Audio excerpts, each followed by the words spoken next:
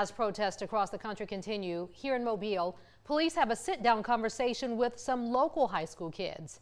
Our local law enforcement says bridging the gap is important at all ages.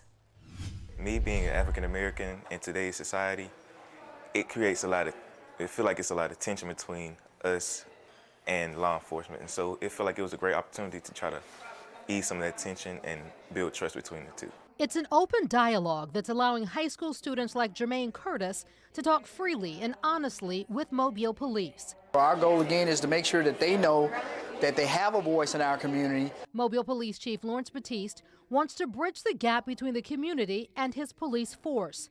He says what better start than with our youth, many who are at the most risk of clashing with officers.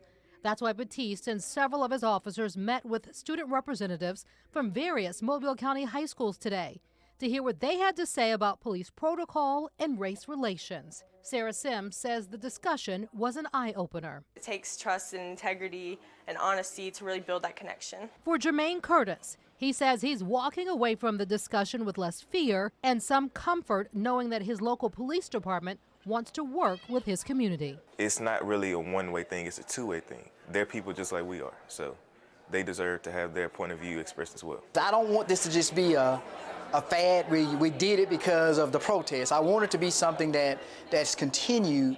They want to have a relationship with us. How do we make that happen without forcing it on them the way we want it, but giving it to them the way they would like to have it? Now, this is the second time this week that Chief Battiste publicly answered questions from locals. Sunday, he marched and prayed with protesters before taking an hour to talk with them.